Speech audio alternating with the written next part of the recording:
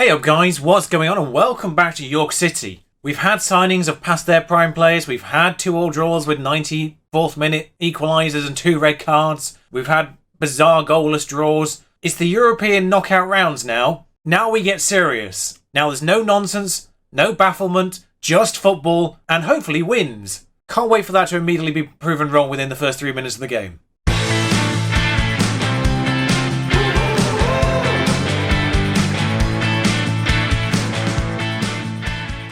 By the way, just in case you were confused, that's not our Edgar. I was confused too. Ours is still at Watford. This one, reasonable, actually. Captain there. Their nickname is Die Wolf, which seems a little bit aggressive. I know it's Die Wolfer. I did German. Before anyone kicks up. Wow, I just realised how good they are facility-wise. Of course, nothing to get you caught up on since last time out. The only thing really of note is that half the times have already been played so far, and Rangers with a surprising lead over Tottenham. Tottenham without a manager, though, at this point, which might factor into that somewhat. A 0-0 draw between Napoli and Roma does get one of the Italian sides out eventually at some point. Worth showing you the first knockout round as well, where obviously a lot of these teams dropped down from the Champions League. The only one that didn't actually go through again, I think, is Lazio. I think Lazio and Benfica are the only two that dropped down from the Champions League and then got knocked out. But Lazio going is a huge one. Napoli just on an Italian streak here. If they get into in the next round, I will laugh. Now, there's a new name on this list, which is problematic, and that's James Grimes. He's out for a week-ish, which means he's going to be touch and go for the second leg, I think, as well. He was injured a couple of days ago, so he should be just about there, maybe 2 to 5 days. So, yeah, he should just be back for the second leg. We'll be out for the Arsenal one as well, which is super unhelpful, but we do obviously have Max on, so you can step straight into that role without any issues whatsoever. The good news is, though, a lot of people who are obviously still just coming back from injury are now fully fit again. So Madeira will start. He's had one good game recently, and his average for the season is actually 7. So that dip in form and subsequent dropping, hopefully that's done the job. Eber's back on the other side, still questionable. Also, I feel like I should bring you some news, and that's Alois Silva's played 10 games for us now, and therefore has had a wage rise to 350 quid a week. God, I love youth signings. Rick, by the way, similar boat, up to 1,800. This is why I get annoyed when backup players demand £20,000 wage rises. You're just not worth it when I can do that. But anyway, the team for this is actually first team. Strictly speaking, is our best 11 on paper, because Foreman is, star rating wise, our best striker. So Dutra, Saxton, Courage, Rick, Shao, Lentas, Seri and Maxence, take that back. Grimes, of course, should be there. It's not our first 11. I do lie. Madeira and Evers back and then Foreman up front. So apart from Grimes, full first team. Apparently. But there, here we are. We're obviously looking for no drama. Well, enough drama to make the episode interesting, of course, but no unnecessary drama, I should clarify there. Now, for their captain, Edgar isn't even in the team. Was he injured? I don't know. I didn't see him.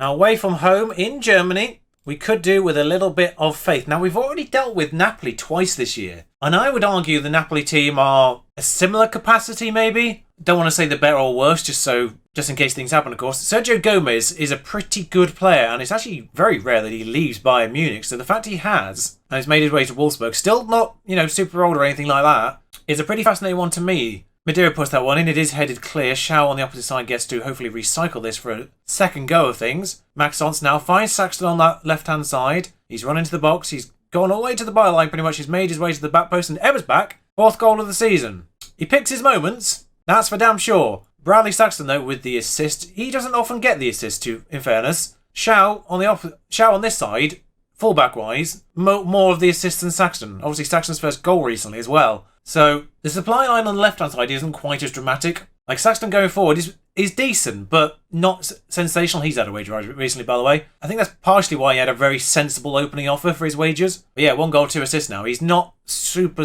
good on that front. Now, Shao doesn't score, but in fairness, Shao's assist this year isn't fantastically high either. But that right-hand side, historically, with Shao there, has been way more prolific than the left. In terms of assists, Shao doesn't really score too much either. Does pick up yellow cards, though. Now, we're not seeing a super amount from this game so far, but Tavares and Mere just passing it through them. Wolfsburg just moving it forward through their players. Dobner, Bitsamu, Lejeune, Gomez, and obviously the danger man, the main danger man. This has been nicely worked to this left-hand side, and Shao's not done the best defensive work there, but thankfully, the combined work of the two defenders has just channeled that shot wide. Elsewhere, the other 4 games going pretty much as you'd probably expect, actually. Ajax winning, Monaco winning, San Sebastian, Sociedad beating Rennes. Rennes obviously without their star man this year, who was sold to Tottenham. Tottenham offered me the job interview, by the way. That's how I know they don't have a manager. No, obviously. I think two teams we've beaten this year have offered me jobs now. Tottenham and Napoli. We played well. There's room for improvement. And a 1-0 is still fairly tentative, so second leg still has everything to play for as things stand. There's no domination one way or the other. Even statistically, there's not really that much domination. 61% more the possession. Maybe we could go a little bit more positive. Hard to really say. Average rating-wise, we are vastly superior despite only a 1-0 lead here. Like 0.3 in the average ratings is quite surprising. Like maybe we do just turn it up a little bit. But at the same time, with Arsenal on the horizon in the league, I don't want to tire up my boys out. The scheduling at this stage of the season is an incredibly annoying balancing act. Maxon's on the corner though. Courage will get that to that, and Madeira's on this near side. That was woeful. I don't even know what that was. Pass, shot, cross. Either way, ended up straight with their defender. It has made its way back to our back line again, so Rick gets to start this move once more. A few yellow cards in our team. Eber's back. Slightly cautious by that. Tavares once again gets in the way of terrible movement and passing there. Saxton keeps it in just about to give it away, but he does maintain the ball somehow. Madeira, Saxton again.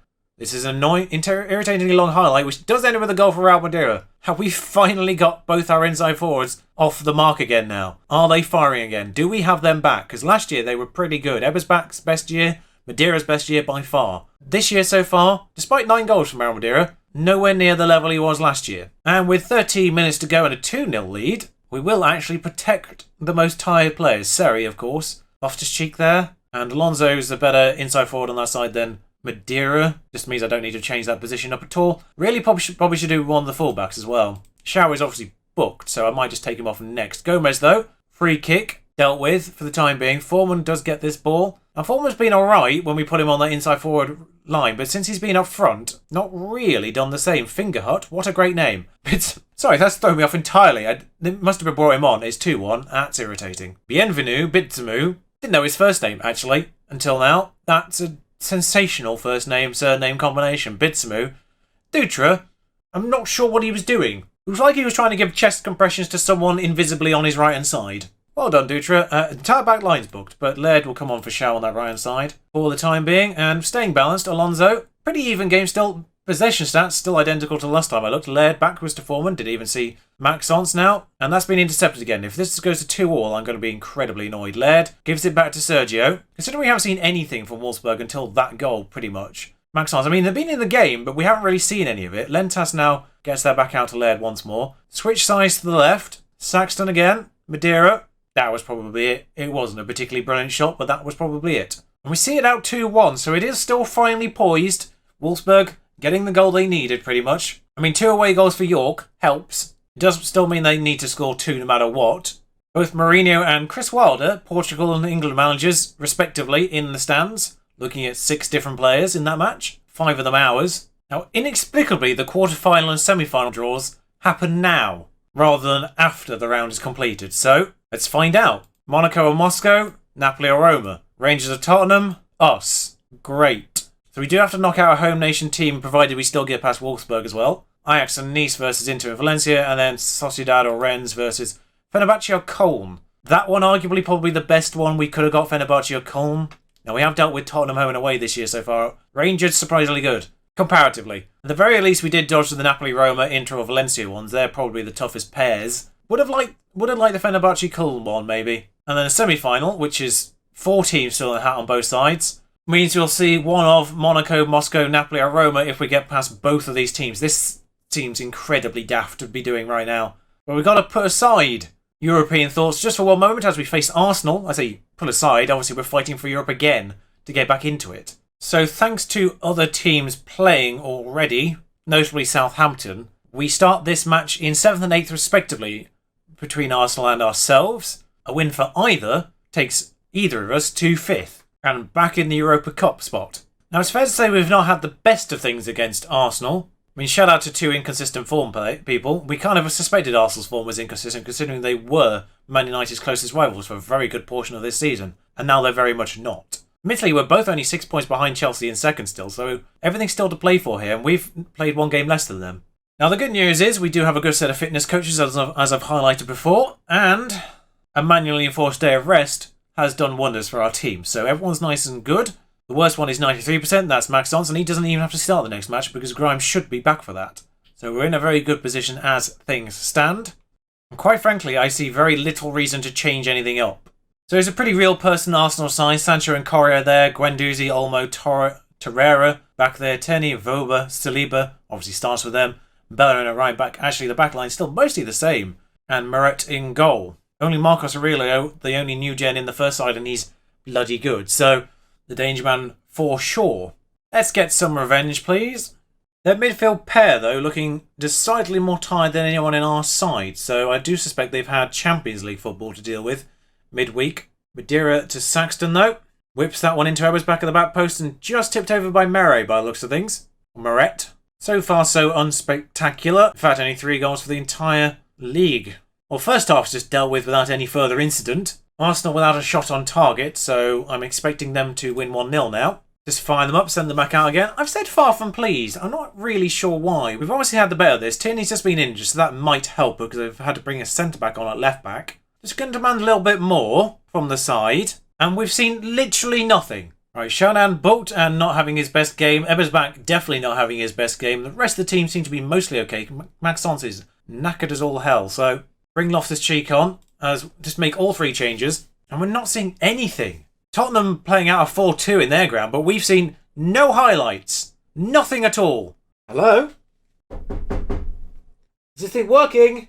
Right. Don't really know what to make of that. But there, here we are. We obviously were looking for no drama. Well, enough drama to make the episode interesting, of course, but I mean, it's a useful point, I suppose. Keeps us ahead of Man City. Keeps us in the race. With 8 games left to go, who's still on our roster in the league itself? Liverpool and Man United, the big ones. But otherwise, this penultimate game against Southampton is looking pretty definitive for our seasons. West Ham dropped off a little bit, but also there or thereabouts. The rest of the teams, Leicester mid-low, Norwich mid-low, Stoke quite low, and Leeds obviously in danger as well. So sort of 2 middle-ish teams, 2 quite low teams, 2 teams at the top, and 2 teams around us, I would say. I mean, West Ham dropped off, but I still argue around us, position-wise. So our run-in's pretty fairly spread out now. Obviously, we've got Man United in the FA Cup, which theoretically, I'm not holding much hope for a win here, considering how good Man United are this year, which is one competition we're likely going to be out of now. We'll find out about that tomorrow, of course. We still have European commitments, provided we don't lose by more than 2 goals. Essentially, that's the position we're in. Wolfsburg win 2-0, or by a 2-goal margin. We're dealt with.